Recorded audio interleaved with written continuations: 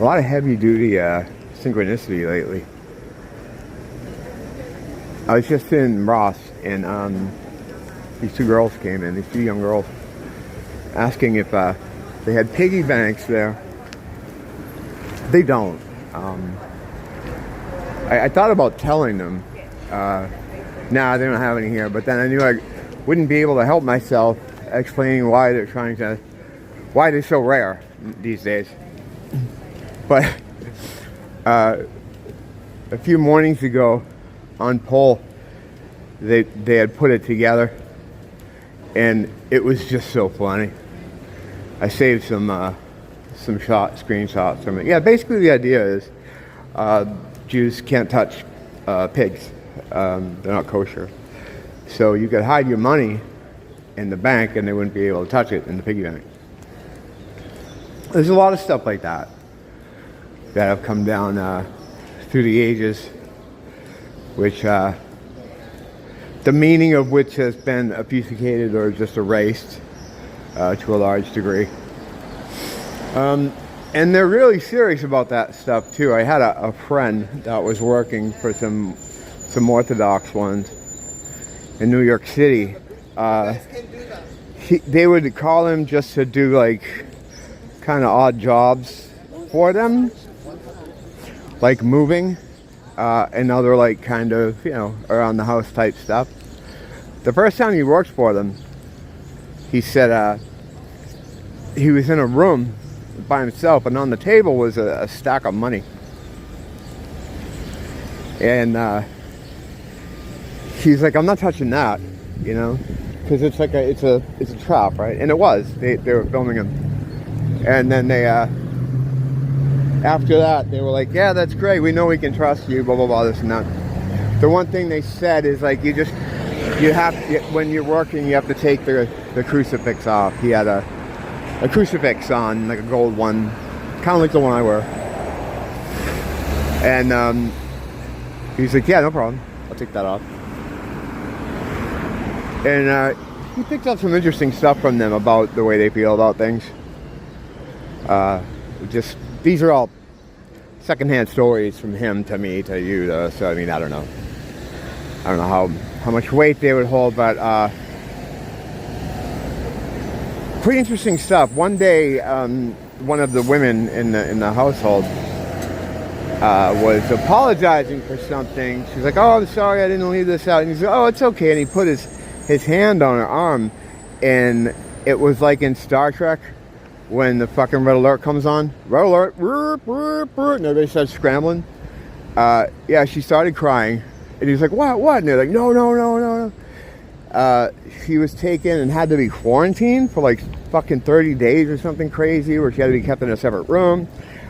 It's a big no-no for a non-Jew to touch a Jew because they consider us filthy animals. Pretty crazy story. Yeah. He said, I was so freaked out. He goes, she just starts bawling, and she kind of got in trouble for it. She had to deal with punishment because he just put his hand on her. Like, no, it's okay. No, he shouldn't have did that. I try not to put my hands on people for any reason, but I don't know. In the moment, it was just one of those human things he did because she was apologizing for something. And he's like, no, it's okay. And he just put his arm on, just lightly touched her arm, and everybody lost their minds. They weren't mad at him because he didn't know. He didn't understand the way they work or the way they view him or anyone that's not in their clique. So yeah, he kept working for them. Everything was fine, but he didn't see her for a while. She was gone for a while. She had to be alone. Another funny story. One day he was walking around one of their houses, and he came into a room that he definitely wasn't supposed to be in. There was a bunch of dudes in there with these money counting machines, and they all looked up at him, and he's like, oh shit, thinking, are these guys gonna kill me? But they were cool about it. He doesn't know what they were counting, but he could tell just by the way everybody reacted when he came in that he wasn't supposed to be in there. It was down in the basement. He was looking for something. The basement of this house. They had these really nice houses, and he said they don't pay. They're all on welfare. They don't pay for anything because how they when you run the system, I guess don't have to pay. But yeah, that was a funny one too. A couple of things like that too. But they don't like Jesus, you know. And the so the piggy bank, yeah, that's what that is. There's a lot of stuff tied to them. The hats from years ago, the whole vampire thing, because of the bloodletting of the Christian children and stuff. And I was reading something recently with a commenter, a guy, fuck was it? Was it Dabblers Anonymous? He was talking about Blood Bible. And, oh no, it was about a golem. He was talking about the golems. And he was telling me the story. Have you heard the story of the Golem of Prague? I'm like, no. So I went and read up on it.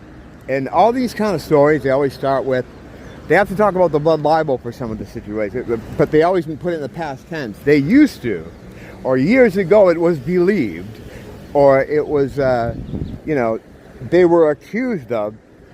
Meanwhile, that stuff goes on now. It goes on right, it's happening as I speak, it's going on. It's going on. Whatever, you get up to some weird stuff when you worship Satan, I guess. But it's expected, you know. Another weird synchronicity that keeps jumping out at me is 8 miles high from the Birds with a song. It's considered to be the first psychedelic song ever, I guess, in certain circles. It's kind of a weird, kind of rare thing, but it keeps jumping, I keep seeing it everywhere. So I'm looking at the lyrics this morning after yet again seeing it in an article or something I was reading. And there's stuff in there. I don't know though, like when these synchronicities happen, I used to be a lot more hardcore about following them. I'd follow one to the other, trying to discern what was in these things that I was supposed to be learning, and then hopefully the idea was that once I knew how the chain worked, I could maybe manipulate it myself. I don't know, lofty goal, but you know, whatever. If you can crack the code on that, right? Like, why not? Try to figure out how to make the chain of events work for you. I'm sure someone's done something like that, but anyway, yeah, I was led to that too. And like I'm like, is it the lyrics? Is there something in the lyrics? Because you never know. When a synchronicity pops up, I try to follow it to the next point, the next what it is. If it's about a movie, if it's about a person, then I read about that person and try to find another clue forward. And sometimes if I get the right one, it'll lead me to another thing, and then another thing. And then, you know, what's the point of it? I don't know. I don't think I've ever gotten one that led me to something substantial. A couple, like, I guess, interesting truth things, like, oh, wow, that's cool. I never would have known that unless I, you know, happened to see this and see that and run into this person, whatever, you know. But yeah, that was an obsession for a while, to try to figure out synchronicities, because the synchronicities, they're coming more often, they're more substantial, they're weirder, you know, they're more disparate, the ideas and the and where they originate from. And I think a lot of us are going through that. We have been going through that. A lot of us have been going through that. Another one of those things, though, that there's no clear answer for, at least not right now. Or at least I don't know about it, you know. If anyone else has a handle on it or been working on it, you're going to see this, you know, fill me in. That's a standing invitation for just about anything now. Don't blame the teacher, blame the school.